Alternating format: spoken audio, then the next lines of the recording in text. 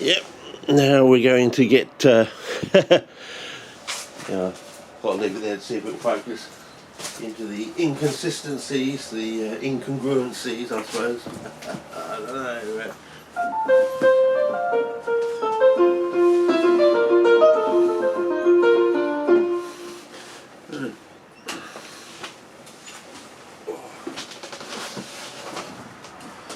Here we have the Soil by Sir Alfred, I think it's Alfred Daniel Hall. I always keep getting the name wrong. Yeah, Alfred Daniel Hall. So it pays to get these books out of, these remainder books they kick out of libraries. Don't know why they kick them out of libraries. I've got so much pleasure out of this book. It's just fantastic.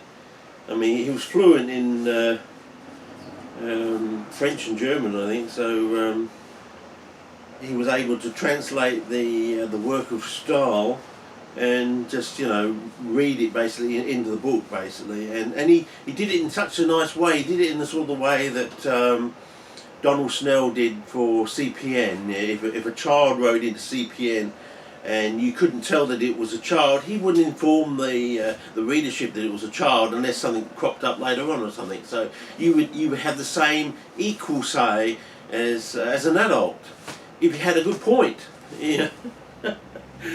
Sort of thing, which is what I liked about the CPNs and the news and views and things like that. Everyone had an equal say, but somehow, instead of going the way we thought we're going to go and have more news and views and also coloured photographs, somehow we went to coloured photographs, and of course everything got smaller in size rather than sticking at the same sort of size.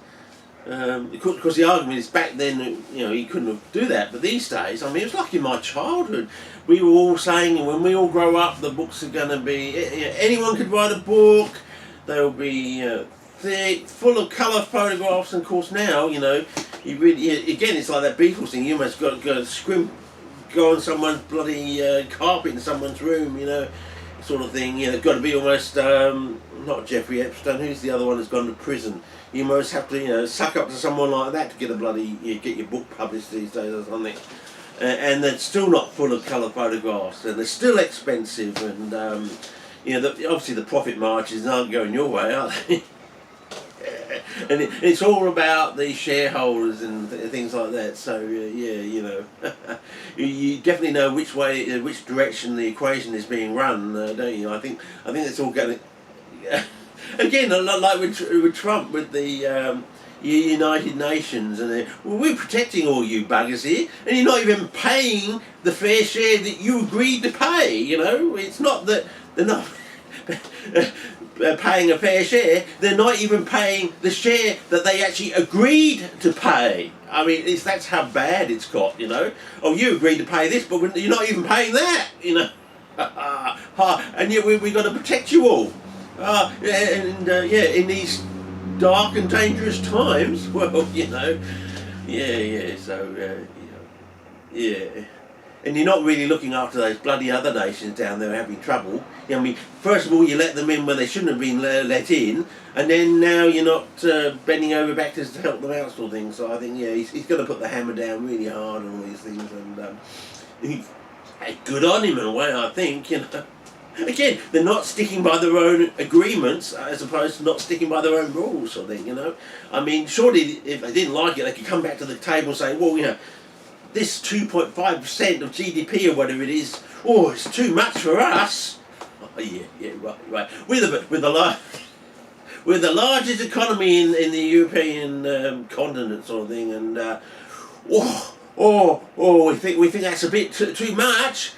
We don't have our own bloody navy and our army or something. We're letting you be a pseudo for us, sort of thing, but we want to Welsh out of our agreement, sort of thing.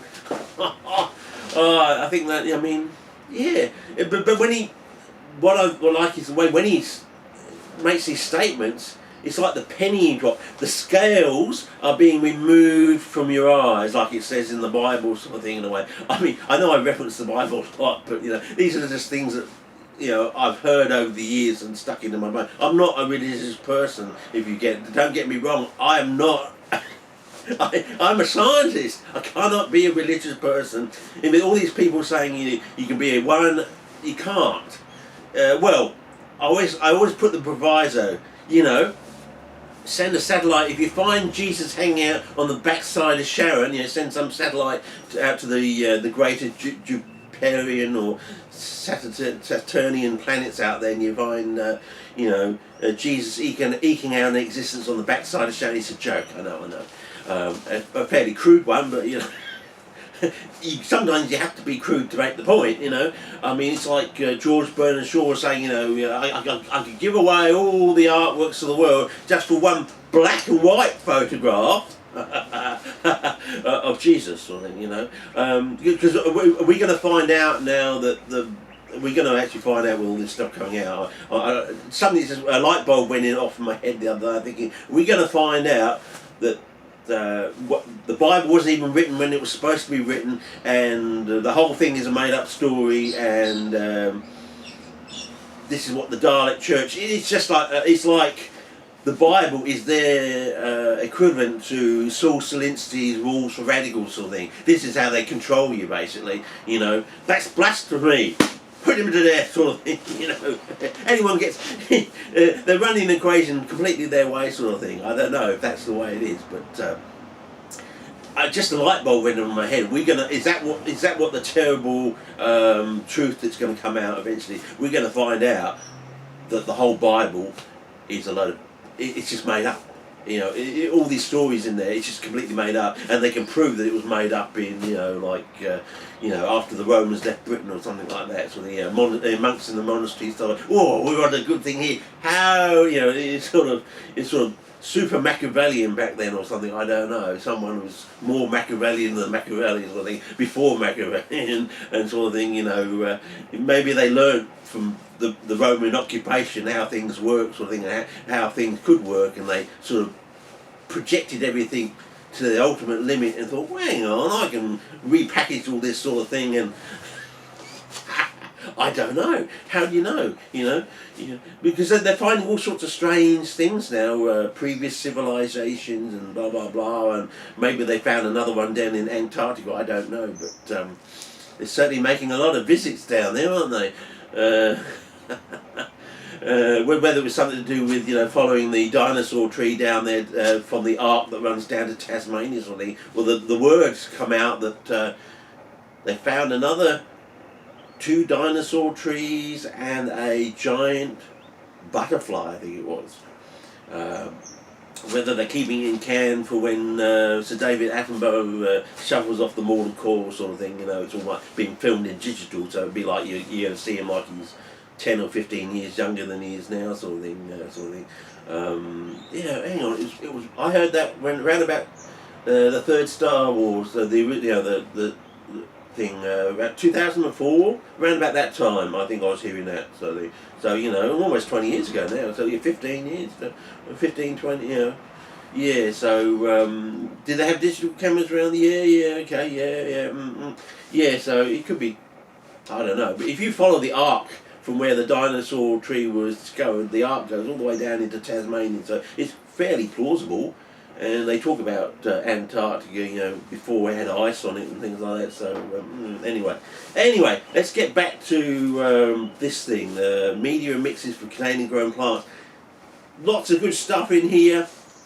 Some of these books I think are just, some of the books I've seen, that they sell the books with, they're just sort of like info, I wouldn't call it infotainment, they sort of, lots of juicy bits of information, but there's no overarching overview or connection of any details or thing, you know. It's like with all these papers, they seem like how they seem to be missing something, like a salient point or something, you know. It says all this thing, you try and follow the recipe and it just doesn't work or something like that. It's like there's some important piece of information that's left out of the paper, or you weren't at the lecture on that day or something, or it seems like that way, you know, you weren't at the lecture on that day or something, and you missed that salient point, and it's, I think they just leave out something important. You know, we can do it because we know that particular salient point, but you can't do it because you don't have that important piece of information. I mean, it's all this intellectual property rights bullshit. Again, it goes against the scientific method, and we know how dark and evil they can get with the Terminator gene. I mean, can you imagine what were they going to do after the Terminator gene? Oh, we can do this for plants. Can we do this for, you know, you know? Can we try it on insects? Can we then go, yeah, well, they're going to try it on insects so they can, you know, and then go up the ladder sort of thing. Oh, what's above insects, you know? You never know. But, yeah, so, okay. There's all these inconsistencies. What's the word I normally use? I've forgotten now. You know, juxtaposed, you know, opposites, basically, apposition sort of thing. You know, they say that the highest micronutrient found in peat and other peat-related substances is copper, and yet everyone says CPs don't like copper, and it is true to a certain extent. You know, quite true to a certain extent. But why? You know, but then you go back to the thing. Well, is it true that copper is the highest micronutrient found in peat and other peat-related materials, or is it some error or something? You know, there's something else that's the highest micronutrients, acting as if, you know, it's triggering the alarm bells on the tests and coming back as copper, but it's not really copper. Don't know. I mean, but people just sort of take these things as face value and just don't question them beyond that sort of thing. You know, sort of thing. We go to the other things like all this peat and sand business. You know, how is it 50-50? Where did that come from? You try growing CPs in just acid wash sand, and they don't grow, sort of thing. You try growing them in pure peat, and blah blah blah, sort of thing. Oh, what's the other thing? It's just gone out of my head, sort of thing. I don't know, but I've forgotten it now. But yeah, all these things, they just don't. All these inconsistencies, blah blah blah. Oh yeah, like with here's another one. The water and everything in the natural setting where the fly traps grow, sort of thing. The pirates used to harvest the water because it was more potable. But how can it be more potable if they're supposed to be bugger all in it, sort of thing? You know, it's all those sort of questions here. Or you know.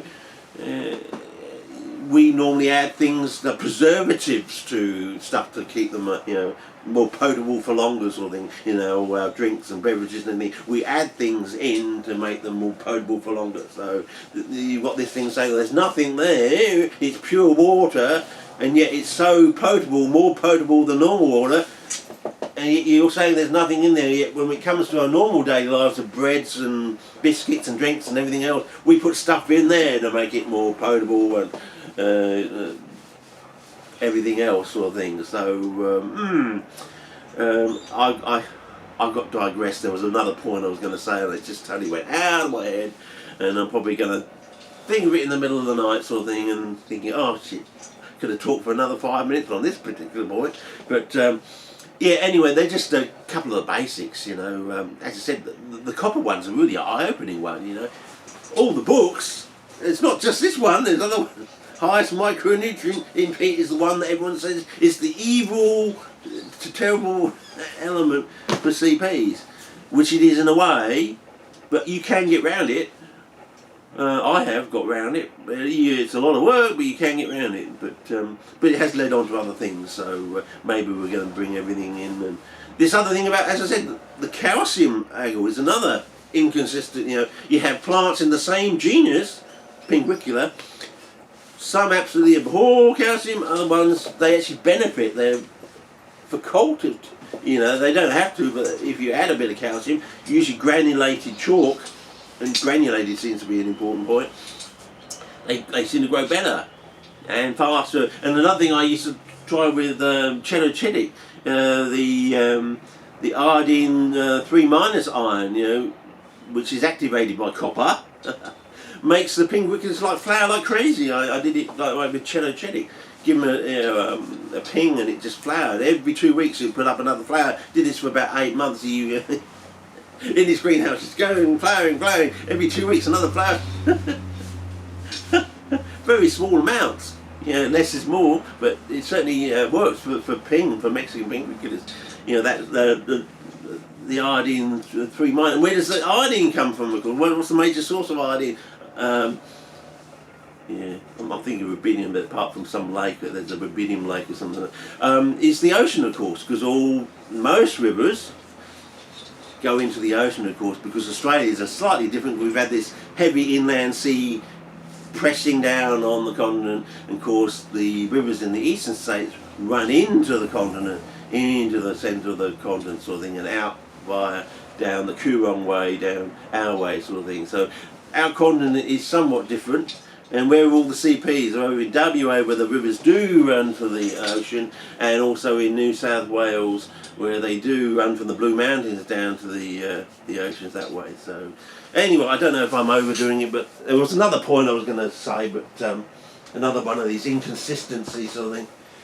Congruencies, I don't know, incongruencies, I think it's a big word, but anyway, how much have we got on there? Oh God, I've got another 3 minutes, so I don't know. I was talking about peat and sand, the 50-50, you know, where did that come from? Of course, we've had the perlite thing now, you know, the 50-50 perlite, where you can see that perlite is a bit like sand, but I think it's more like a,